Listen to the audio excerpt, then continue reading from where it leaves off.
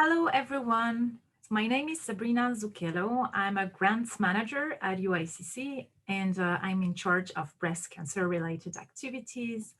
A warm welcome to all of you for this special focus dialogue entitled A Walk Through the Knowledge Summaries on Breast Cancer Control. A few housekeeping points before we start. I'm sure you've heard this millions of times, but please do switch off your microphone during the presentation so that we don't hear background noise. And if possible, turn on your camera so that we can see how beautiful you are. You're also invited to use the chat box right now to introduce yourself. You can, for instance, share your name, your organization, and the country from where you are dialing in. So in today's virtual dialogue, this is the first of a series of dialogues which are focusing on breast cancer. And this series is part of the newly launched UICC breast cancer program. Can we have the slide, please? Thank you, Alessandro. This program is supported by a multi-partnership group. It is composed of Pfizer as a founding partner, Daiichi Sankyo, NCI Center for Global Health, and Breast Health Global Initiative. And the goal of this program is to contribute to the reduction of premature death from breast cancer by 2025 by strengthening and engaging the global breast cancer community. So for this goal, UICC is leveraging its capacity building portfolio and convening platforms to bring a focus on breast cancer in all the activities and programs that we have. One of the first activities we are undertaking in this program is the replication of a project echo on the knowledge summary that we are currently delivering, that is currently delivered jointly by UICC, NCI, and BHGI to help breast cancer groups to make the most of the knowledge summaries. So in today's virtual dialogue, we would like to share with you what are the knowledge summaries on breast cancer control and how this tool can assist you in developing relevant breast cancer control policies and programs. For that, we'll have 3 parts in this presentation. We will start by presenting what the knowledge summaries are and what is the concept of resource stratification. We will then move on to see a concrete project implemented to improve outcomes of breast cancer through guideline implementation that took place in the University of Nigeria Teaching Hospital. And the third part is that we will be finishing by a Q&A. So please, throughout the presentation, if you have any question, just put them in the chat box and we'll come back to them after the second presentation. So let's start straight away with our first speaker, Alison Egbert-Valadze. Alison is a health policy advisor at WHO, currently based in Tbilisi, Georgia. She's also executive committee member of the Breast Health Global Initiative. And throughout her career, Alison has been developing and assessing tools for cancer control planners, advocates, and clinicians, including the knowledge summaries for breast cancer control. So thank you, Alison, for joining us, and the floor is yours. Thank you so much, Sabrina. And may I have the slides, please? I see a person. Can you see the slides? No, I see a person instead of the slides. Do other people see the slides? I can see the slides, yes. Oh, I don't know why. I see one individual, and I'm not sure what happened to them. Okay, there they are. Okay. Thank you. I'm all good now. So again, thank you so much to everyone who's joined today. And I'm excited to have so many people from so many different backgrounds and regions of the world interested in learning more about the knowledge summaries and how to use them to develop evidence-informed policies. So As an introduction, the knowledge summaries are really a product of a massive collaboration between multiple organizations and individuals that has been going on for numerous years and was led by UICC and BHGI and the National Cancer Institute, along with several other partners and Susan G. Komen and PAHO and several others. So, and I'll go in a little bit about how they came about, but they're modeled on the WHO knowledge summaries. So that's where the idea came from. So next slide, please. And so why did we create the knowledge summaries? Well, they're based on the work done by BHGI, the groundbreaking work in resource stratification. And if you're not familiar with resource stratification, I just wanted to put up a quick slide so that you could understand. And I just want to help you understand that it's not advocating, sometimes there's some misunderstanding around resource stratification, thinking it's advocating suboptimal care in some resource settings, but that's not the case. And I think it's important to think of it rather as a way to assess where either a facility is or a certain modality of care. It's not necessarily saying an entire country is at one level or another, because within one hospital, you may have different levels. You may be at different levels in different areas. So the basic level is, you have the core resources or fundamental services needed for any breast health care system to function. So then at the limited level, the resources or services are attainable with some financial means and modest infrastructure. And then you move to the enhanced level. And then at the maximal level, these are services used in some high resource countries, but they're of a lower priority. And the resource stratification model can also be used to help countries identify where they are and where they're headed next. Next slide. So over 15 years, roughly, BHGI brought together experts from all over the world to develop the resource stratified guidelines across the entire continuum of care. And this is just an example of one of the tables. And these tables were published in peer-reviewed journals. But we also recognize the need to make this content more accessible and digestible for different audiences, whether they're for policymakers or advocates or clinicians. And so the idea to take these tables and all of the knowledge and all of the evidence in the resource stratified guidelines publications and develop them and to convert them into the knowledge summaries. So then came the process of synthesizing all of that evidence to develop this series of documents, which again took many years with input from many people, and then again reviewed by another many people from around the world to finally come to where we are today. And I will also say that early versions of the knowledge summaries were tested in multiple countries and then revised based on input we got from people who used them. Next slide, please. So the knowledge summaries are broken down into several different aspects of care. So there's planning, prevention, early diagnosis and screening, treatment modalities, palliative care, and survivorship. And we're grateful also to Carolyn Taylor for her amazing photographs. And again, in looking at this, these are women from all around the world from different resource levels. And these knowledge summaries are really intended to be applied at any resource level in any setting. And it also reminds us again that first and foremost, this is about improving cancer care for women who we see right now and ensuring better outcomes. Next slide, please.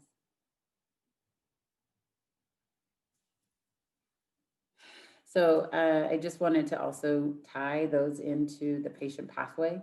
And I know for all of you, as you're thinking about what policy what aspect you might target, what program you're thinking about, you may be in very different areas. Some of you, while you may be focusing on the diagnostic component, others may be focusing on palliative care, some may be focusing on curative therapy, others. So there's knowledge summaries that tie to each component of this patient pathway.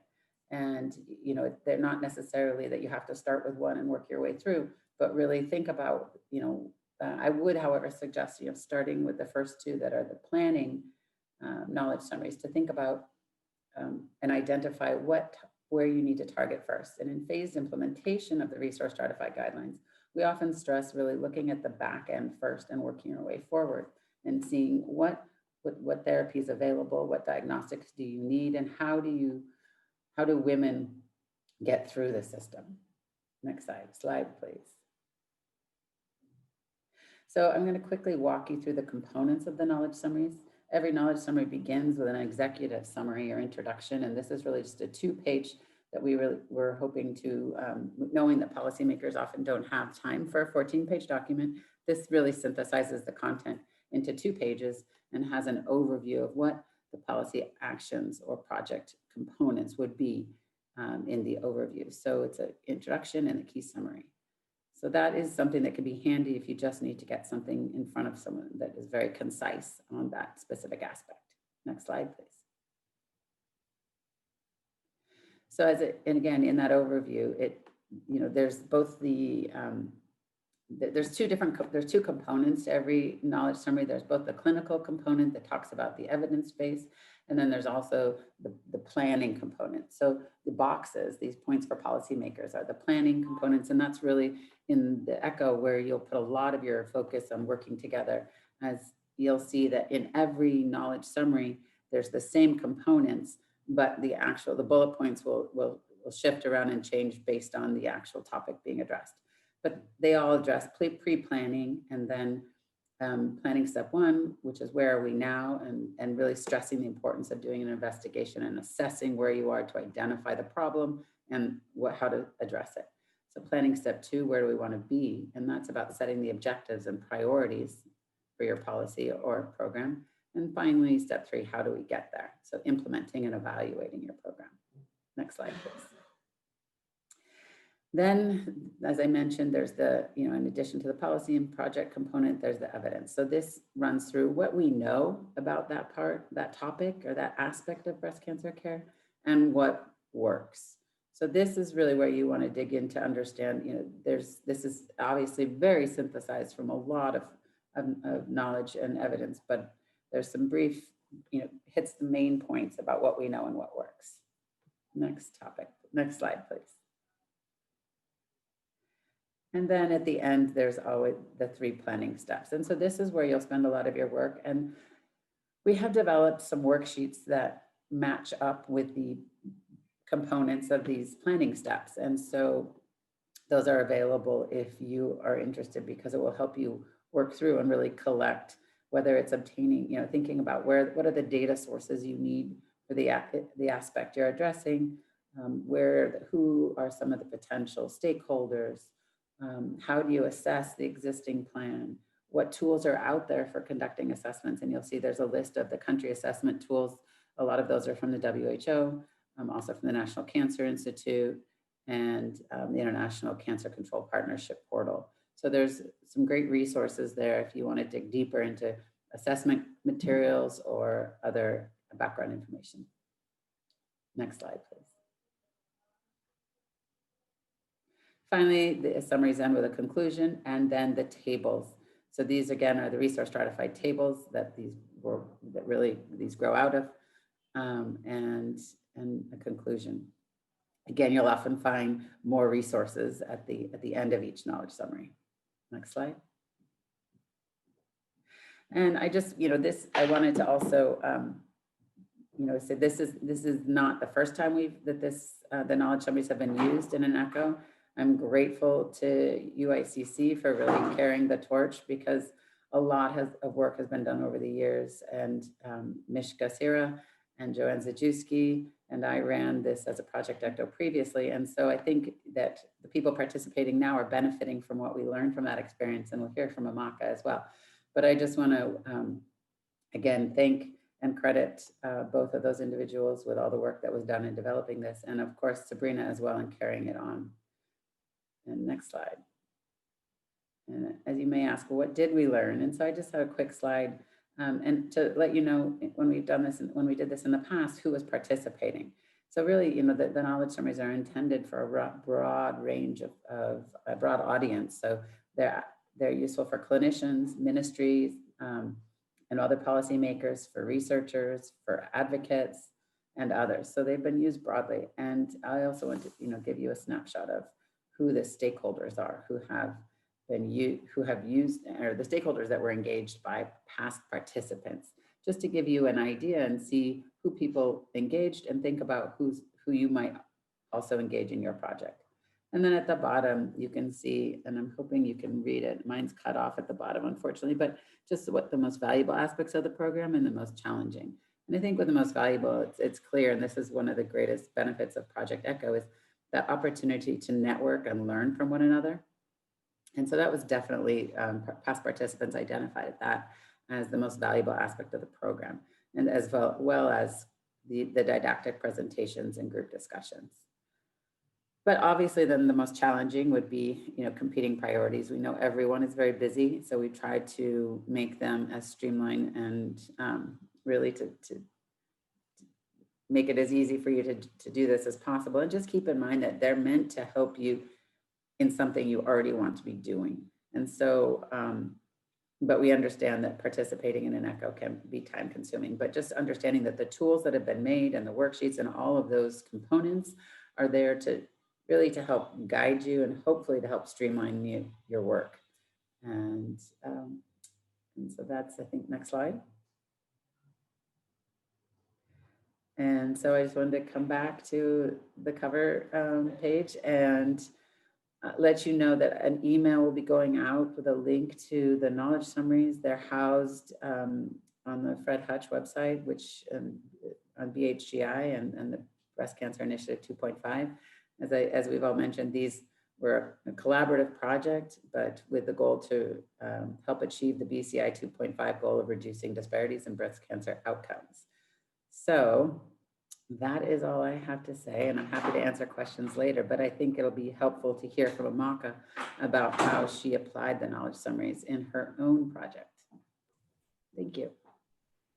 Thank you so much, Alison, for this presentation. I think it is really amazing to see that kind of tool that can be used equally for this wide range of people, such as from researchers to clinicians to policymakers in all the settings of the world. And I'm sure this will greatly talk to our audience.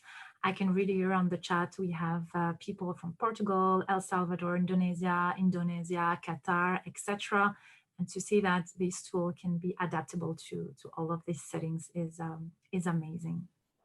So let's move on to the next presentation.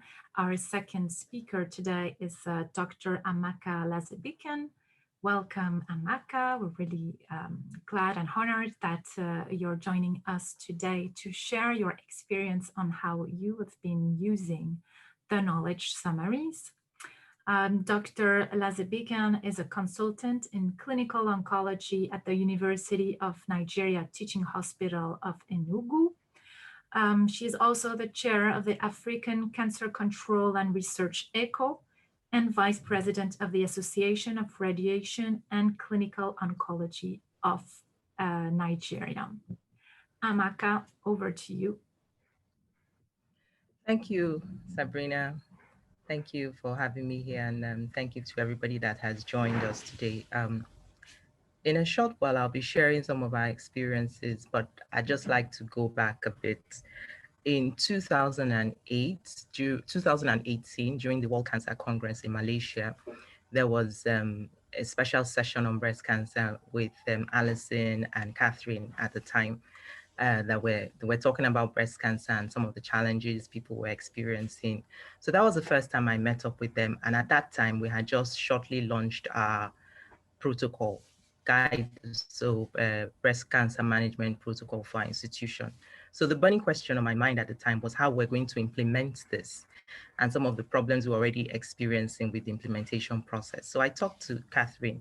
I'm not sure you remember that, Alison. So that was how, this whole journey started. And so now I'm going to be sharing, we were linked up with the Project ECHO, that they were just shortly going to start this series, and we signed up for this series. And so today I'm just going to be presenting some of our work, some of the experiences that we had, myself and my team, during that Project ECHO, which started in early 2019. Next slide. Next slide, please. Okay, so I just wanted to start with just sort of like to remind ourselves why we are really talking about this. These are the figures from Globacon talking about the incidence and mortality with breast cancer all over the world. It is the most common female malignancy with high mortality rates. Next slide.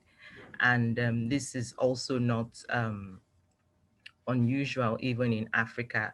As we see here, again, it still depicts the high incidence rates and the high mortality rates that we see globally. In Nigeria, which is a lower middle income country, we are not spared of the same fate. And unfortunately, most of our breast cancer patients are seen during the fourth and fifth decades, and usually at the prime of their life, where they're contributing both socially and economically to the nation. And at that point, they are down with breast cancer, and sadly, they present late, where not much can be done, and the mortality is really high. Next slide, Alessandro. Yes, next slide. Next slide, I've talked about this. Okay, so when we joined the ECHO, as I said earlier on, our focus at the time was on implementing our guideline. So the focus of our discussion at our discussions within our team was how to get this underway. We wanted to strengthen the treatment opportunities that we wanted to be rendering to the patients within the hospital. We also wanted to strengthen palliative care and supportive care services at the time. So our team was made up of essentially, we had palliative care physicians, we had the clinicians, we had advocates as well. And so our focus was on how to implement the guideline that was recently developed for our institution. Now, going through the knowledge summaries for breast cancer, we identified the planning step with improving access to breast cancer care. So this was the one that we initially thought we're going to use. And as Alison had mentioned during her presentation, there are lots of worksheets that were given throughout the presentation throughout the program. And in going through those worksheets, we had so many questions to discuss and agree upon, and we had so much data we had to gather. So when we did that and we analyzed what we had in front of us, knowing that what we wanted to do was to strengthen the treatment to strengthen the treatment being offered at the hospital, and also palliative and supportive care services, this was the one we picked that we were going to use to guide our implementation. Next slide.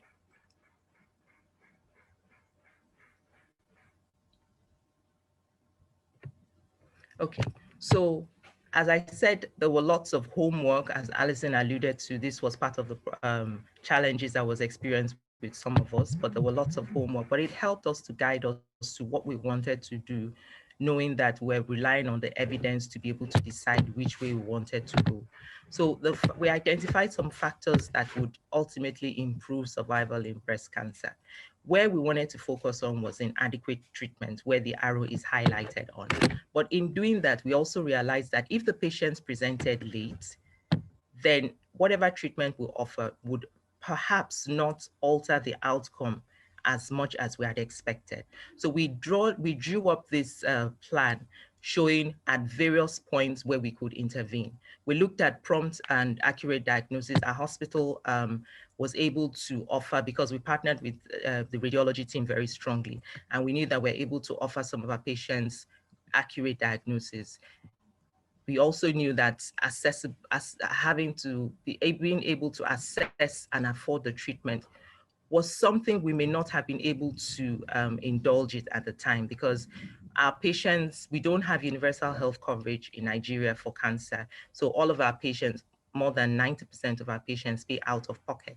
So we knew that that would also be a sticky issue. So we decided that perhaps we should focus, in addition to the adequate treatment through guideline implementation, but we should also go back to look at stage at presentation. And so we sort of like changed the focus of our topic during the project ECHO, as during the ECHO period, we were also advised that it was allowed and it was okay for us to re-strategize and just know that at the end of the day, what we wanted to achieve was to ultimately improve survival indices. So we took another look and decided that perhaps we should start off at early stage at presentation. Next slide. So part of the things that we were also encouraged to do was to get data as much as possible. So in the data search that we were doing, we stumbled upon this study, which was a systematic review talking about the effects of breast cancer in sub-Saharan Africa. And one of the implications from the study, the endpoint of the study, was said that it was advised that to prevent avoidable deaths from this potentially good prognostic cancer, breast cancer control measures require a strong emphasis on early diagnosis and treatment. So with that as our cornerstone, we decided that perhaps we would back up a little bit and now decide on a phased implementation step. So we would look essentially more at improving early detection while still later on having guidelines in place to really implement our guideline that we had already done before. Next slide, please.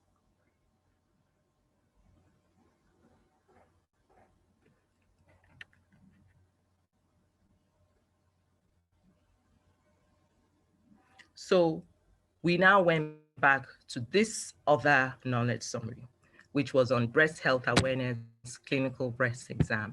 Now, in the pre-planning phase, we had to identify existing early detection and referral practices.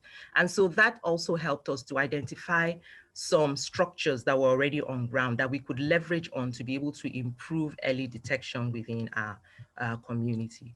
We looked at all the overview that was given actually guided us on what we needed to do to advance in terms of having early detection. So we focused on clinical breast exam, and we partnered with the family medicine department because, again, in the search for data, we did a breast cancer audit and we realized that most of the patients that were actually presenting to radiology were sent in from the family medicine department and also the staff clinic. So we went there and discussed with the HOD and the people there, the staff that were there, to see how we can incorporate clinical breast exams to the as part of the things that will be offered to women within childbearing age. We also decided that we're going to run some health promotion exercises there, so that for every woman that is, not just every woman, but everybody that is coming into the family medicine clinic, they would be sensitized again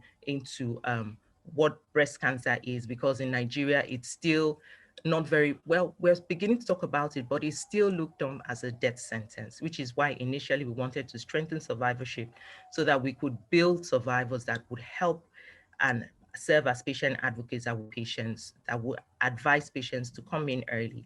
So we thought that if we get the message out there during the clinics, because I think in the survey week, we have about 1,000 patients coming in to the clinic on a weekly basis. So we thought that that would be a good place to start in terms of health promotion activities, leveraging on some other systems that are already there that get out information for some other non-communicable disease. We thought we would just leverage on that and include breast cancer awareness talks with them.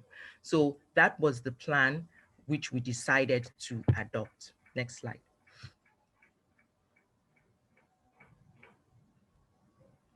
So again, so that was the plan based on the literature that we had searched, and we found out that that was the way to go. I put up this slide to show you, this is a recent article that was published last month, and it still talked about looking at breast cancer survival and survival gap apportions in sub-Saharan Africa. The place that is highlighted there shows that among survival determinants, improvement in early diagnosis and treatment were predicted to contribute to the largest increase in survival, with a combined absolute increase in survival of up to 22% in Nigeria. So again, the knowledge summaries, the Project ECHO, was based on using evidence-based methods to inform strategies that are within the resources available. So this also, again, buttressed it for us that perhaps we should really start thinking of looking backwards, while we all still think later on of strengthening the treatment outcome based on standardizing the treatment that is being offered to the patients. Next slide. So during one of the didactic sections, next slide, Alessandro. Then during one of the didactic sessions, we had one presenter who came and talked to us about elements of an ecosystem map. So this for us was sort of like the aha moment that we needed to be able to put all the jigsaw pieces together and really sort of a pathway that we will go through in terms of how we wanted our project to go. So with this, we're able to identify all the things, the elements that we needed to be looking into to be able to achieve our set goals. So this was for us, it was, like I said, it was an aha moment, being able to put everything together and knowing that this is what we wanted to do to achieve ultimately improved overall survival within our breast cancer patients. Next slide. So at the end of the day, our project title was changed and it now became Promote Early Detection. Our project title was now focused on promoting early detection and prompt treatment of breast cancer in a comprehensive cancer center in Nigeria. We were taught how to make our goals smart. So while we had the initial structure, the initial plan that we had when we entered, we got enrolled into the program, we wrote down all the things that we wanted to achieve. We're now able to make it coincide. It was now more focused and more definite. So in a nutshell, what we wanted to do, like I said, was to reduce breast cancer delay in Enugu State through early detection and prompt treatment in collaboration with the Ministry of Health, BWS, which is an NGO. So during the course of the presentation as well, we were taught about identifying stakeholders, identifying partners. We're able to use this to find out who our strategic partners would be that would ensure that we actually achieve our set goals. Community presence was a strong theme, which was evidence-based and found to be really would contribute to that. So we identified an NGO which was already working within that space, which is the Breast Without Spot NGO, and we reached out to them. Now, at the time, the states where I live in, that's Enugu, we're also trying to develop a state cancer control plan. A number of us were also involved with that development of that state cancer control plan. So we also reached out to, at the time, the cancer control desk officer. So we had a lot of buy-in. So one of the things we were able to achieve during that program was to be able to identify strategic partners that we could work with to, again, make our project more impactful, have a wider reach, but also being focused in the direction that we wanted to go. So the most significant changes, as I round up, is that we found out that our scope of our project changed and it was more targeted. Key stakeholders had been expanded, potential partners had also been identified. And I think this is very important in the success of the project that we are trying to do. Next slide. So this just shows us, eventually we developed a working structure, and at the end of the day, we divided it to long-term, short-term, mid-term, and long-term goals. So one of the goals, the long-term goal, was to also adoption of the guideline. So like I said, we decided on a phased implementation.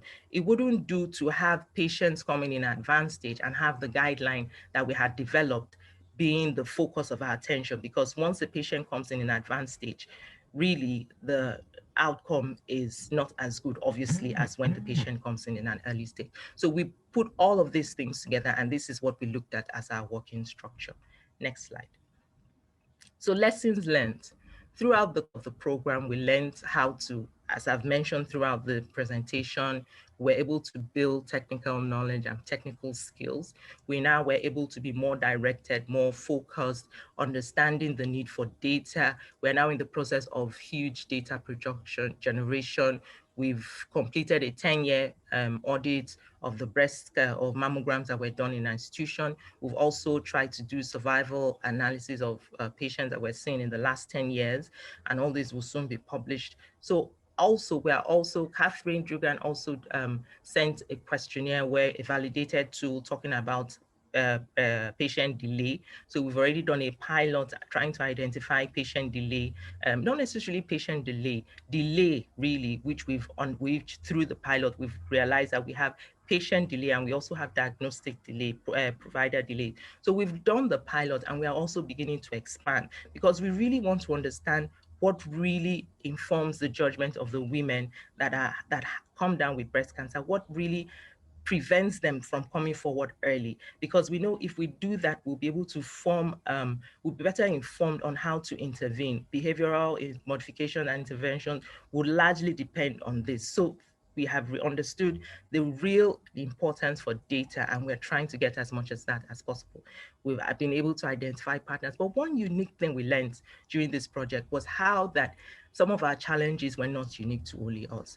Most of the other countries that participated, essentially in the LMICs, were experiencing similar challenges, and they had developed some novel ways to go about it. So we were learning from each other, and not just from the resource persons that were there during the presentation.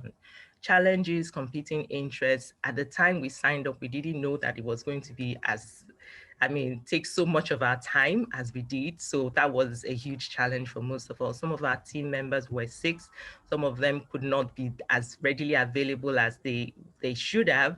But again, over here in Nigeria, and I'm sure with most other countries, LMICs, human resources is low. So there's so many things, work and all of that. So yeah, there was a problem with the time. The volume of assignments, the worksheets were coming in, they were enormous. They helped to guide, but again, perhaps if we were better prepared, we would have known what to expect. Unstable internet, that was a basic problem. Sometimes the calls would drop off and on. And then funding. Now, that is a huge challenge which has only come into light as we've taken up, because now we realize that in order to achieve so much of what we have desired to do, we need a lot of funding. So that is also one of the problems that challenges that we're envisioning. So I think that's it from our own side. This is our own experience from UNTH Enugu, and on how we fared during the Project ECHO and the Knowledge Summaries. I'd just like to end up by saying that it was a pleasant experience, on that journey.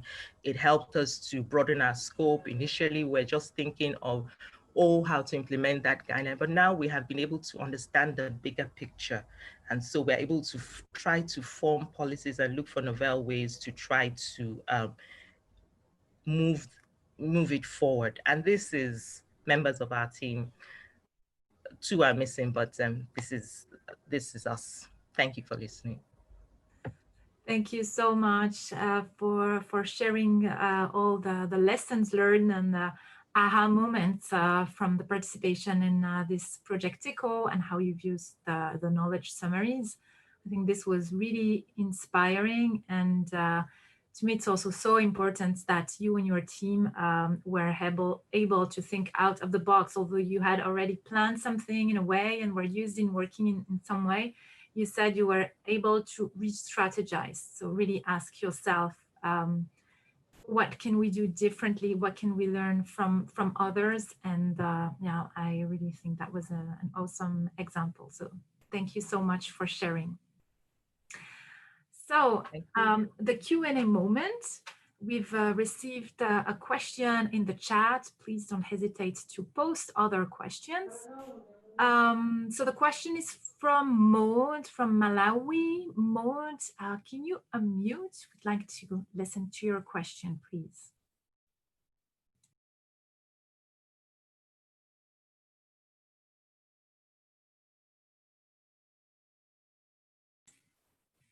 Maud, do you want to ask your question? Otherwise, I will just read it. Okay, I will just read it. So the issue of resources is a big challenge for most of organizations in Africa in tackling breast cancer. How are we seriously addressing this resource challenge while we are talking about comprehensive breast cancer control? Question asked by Maud Mwakasungula from Women's Coalition Against Cancer in Malawi. So Alison, Amaka. Yeah. I'll start, I guess, thank you, Maud. I hope you're there. And, it's a very good question. And I think one of the goals of both the resource stratified guidelines and phased implementation and the knowledge summaries is to help countries look at what they can do with the resources available. On the other hand, the tools can help you as an advocate to identify the problem, to collect the data that you need and frame the problem and in a way to make the argument for, the need for resources, and also how best to apply those resources in the most efficient way. So, and I think, I'm fully recognizing that's easier said than done. But again, in order to make the case for more resources, or for implementing something new, you really need to have the assessments done. You need to have the data, and what a strategy for how you're going to use those resources, and then a way to monitor and evaluate. Also, I think by building communities such as this across both institutions and borders, you build that capacity to advocate together and with others. We hope that through participating in the Knowledge Summary Echo, we build larger stakeholder groups, so that in each group that's maybe, that's takes on a challenge, there are clinicians, policymakers, and advocates working together. So that's one of the big goals of this type of project. So yeah, I mean, yes, more resources are needed, but also evidence-based strategies and solutions are needed. So hopefully this can help make that happen. And let me see, maybe other people would like to add to that.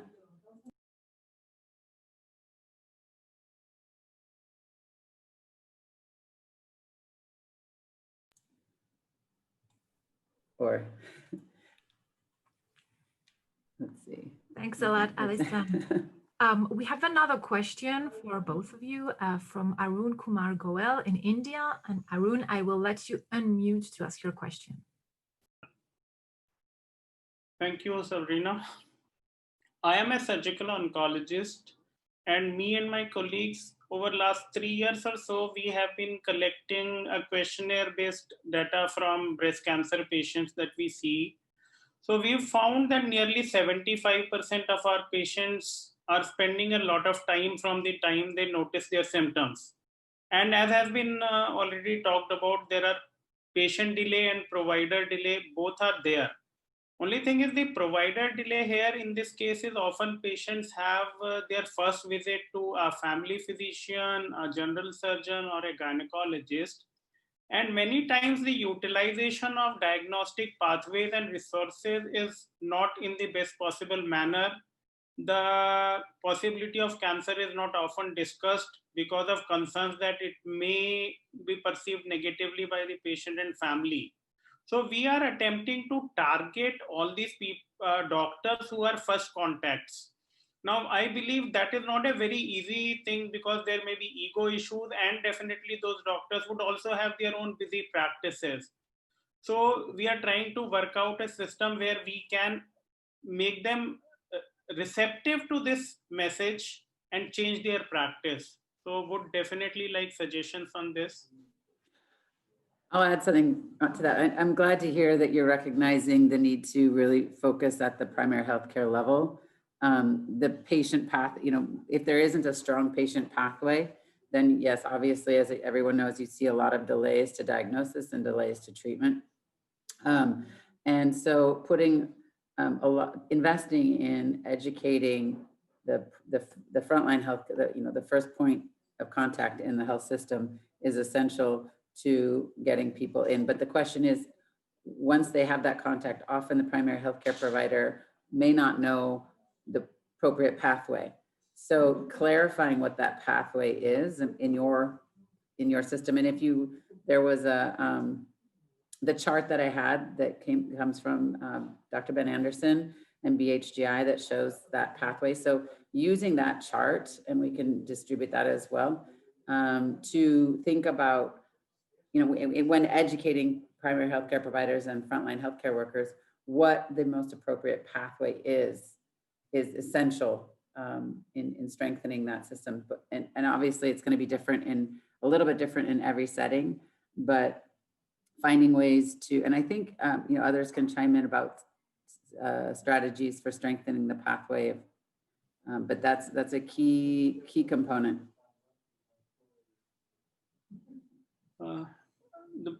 One of the problems that we face in India is that the pathways are not uniformly defined or structured. It's a mix of government care, private care, and very widely varying type of healthcare systems are there. So a sort of single pathway cannot be defined which will work across the sort of geography. So that would be one of the major challenges, I believe.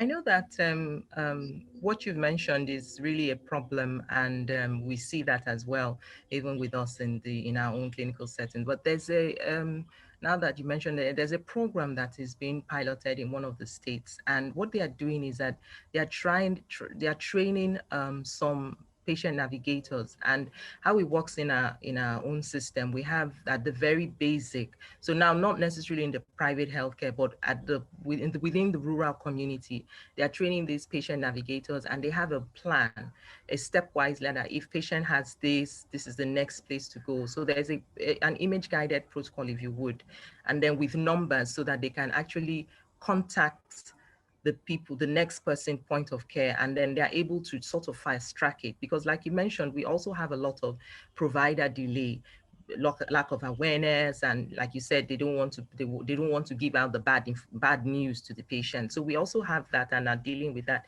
So these patient navigators, they are being trained and are posted to the very basic rural setting, and they pick up, when they pick these things up, they just navigate to the next person, and then there's a central coordinating hub who now reaches out, depending on the location, reaches out to other people within that place and say, okay, you need to go and see this or that, and then they will try and take it up from there. Thank you. I was actually going to say, I just saw a message pop up saying this is what we're focusing on, and then it disappeared. Was that Dr. Hadi? Yes, Dr. Hadi from Qatar Cancer Society, Yeah. saying that's the area we focus us on, continuing medical educational programs and focusing on primary healthcare professionals. Hello everyone, how are you? Hello Alison. I know it's been a long time since we met, since Malaysia, and we're hoping to get to meet in the conference in Beirut and Lebanon, and I unfortunately, you see now what's happened now in Lebanon, and I hope it's get better now. Hello everyone, I'm Dr. Hadi from Qatar Cancer Society. Actually, the area that you guys discussed, this is what we actually focus on. We focus here in Qatar. The health system is Qatar is high income country, developed country. So the area, let's say the tertiary care is very advanced, but despite that, it doesn't matter that, some people, they will say, okay, if you have high income country, you are not going to have any problem in the flow of your cancer control. No, you will have gaps and you need to fill it in. So one of the areas that we are focusing on is, let's say the tertiary healthcare focused on the oncology care, the aspect. One of the areas that we are focusing on, getting the patient in the system. Whenever they get into the, let's say in the database referred to the oncology service, we are reassured. We rest reassured to receive all the care, the recipe, they receive all the services that they should be receiving. They are in the system, but we focus on working on the government primary health care and also the private, that the patient referred properly in a proper way and following the guideline. Because one of the things here in Qatar, maybe other country part of the world, we have healthcare professionals from different background, different medical education, different system. So we work with the government and the Ministry of Public Health to unify the level of understanding of breast cancer care, the referral guideline at all aspects. And we've been working with the primary health care in the government and the private sector since 2016. And things are actually, we are receiving positive feedback on this program. The referral accuracy, let's say the efficiency of the referral is better. Missed cases is significant, is decreasing. The other aspect I was gonna ask about, but as I'm already, talking with the group, I'll try not take a long time, is one of the things that in the region you would see, I think not only Qatar, the region, we are, you see country advanced in the therapy. but they need to catch up on the ongoing care, the transitional care of cancer. This is what's one of the areas that you would see it needed in the region. You would see, okay, highly sophisticated, advanced hospitals, they provide high-level care, they get the latest technology, but one of the things that still we need to work on, and that's one of the points that we discussed with Alison when we were in Malaysia, is the transitional care. Okay, the patient discharged. Now there are people living, women living beyond breast cancer. What are the care that they will receive? The follow-up, the getting back into the community. This is what the area we could actually learn from, sharing our information from, our partners in North America and Western Europe, because they reach that area, start to be mature enough. Yeah, but otherwise, thank you so much. It's a very interesting discussion. Thank you. I'll point out that there is a knowledge summary on survivorship that does get into a little bit of that and the role of survivorship groups and really engaging patients in all of these aspects. And because I think that's essential from the very start to the end to understanding, why people aren't getting in a timely manner from point A to point B, or, just reducing stigma, addressing barriers, and so a psychosocial support needs. So again, that some of that is the knowledge summary on survivorship could be useful for you in that case.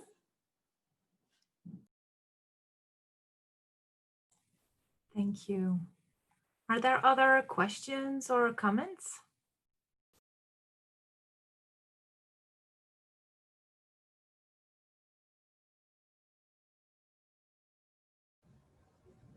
I just wanted to add to what Dr. Hadi said, in terms about survivorship care plan on the African Cancer Research and Control ECHO. We talked about it very recently.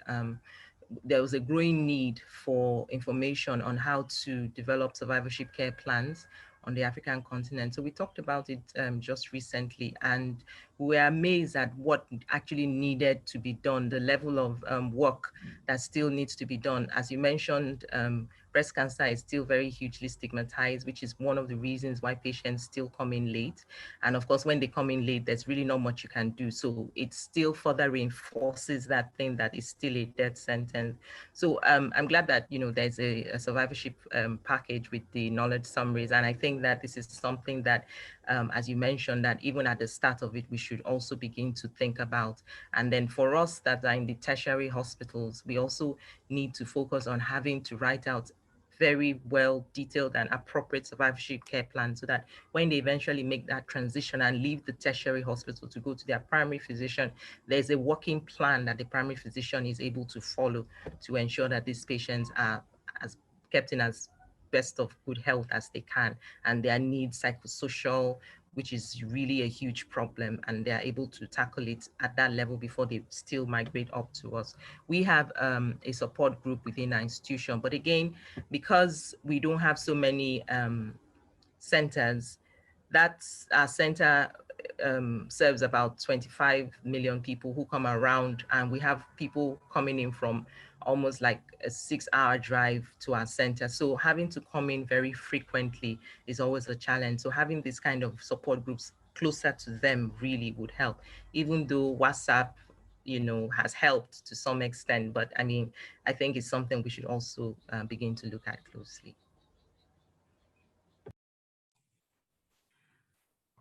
I mean, Okay, I don't know. I don't know if I could add one more. I mean, I know I talked. I don't. But I think we really need to focus. I totally agree with Dr. Amaka. Yes, I hope that I'm saying it right. Yes, Doctor. Okay. So we need to focus on establishing. That's one of the things that we are also discussing in the UICC master course. That the focusing on one of the things for each region to work on building patient support group. What I mean, not as an organization, as actually support group and entity. And that point is, and we should work on, I mean, I think having support group for the patient, they need to come back to the hospital to receive support group. That's not practical. And I agree, we need to work on it at the level of the community, wherever they are, so they get back to the life. And I'm looking forward, actually, the idea of the patient navigation. and to work with Alison and the whole group. Actually, it will be nice to have a patient navigation project. It's really needed because now the advances is there, the clarity in the knowledge, the steps, the management plan, but having patient navigation.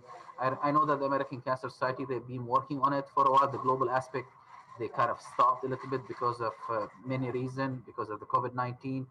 But I think really if we work as a members in the UICC together to develop a patient navigation system, I mean, really it's even at the regional level will be great. Sorry again, I talk. I hope that I did not take anybody chance, but I just want to point out from our experience. Thank you. Thanks so much, Dr. Hadi, for sharing, and we're right on time, so no worries. And it's really enriching to hear points of view of different members.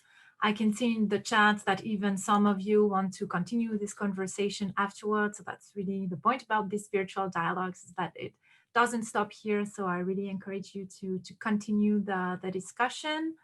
And I would also like to invite you to the next virtual dialogue in this series about breast cancer that will actually take place on the 29th of October. You can register online as you did for this virtual dialogue. And we will be talking about the difference of understanding early cancer screening versus early cancer diagnosis. And we will have two speakers with us, Benjamin Anderson, the director of the Breast Health Global Initiative, and André Ilbawid, technical officer in cancer control at WHO. So we hope to see you there. And until then, take care. Can I just also I want to again thank you, Alessandro, for your help. And also just recognize not only the people who made all these knowledge summaries possible, but all the people who've tested them and helped us make them better. So thank you for using them. That's right. And thank you, Amaka. Thanks, Alison and Amaka, for being our wonderful speakers today. Wonderful. Nice to see you.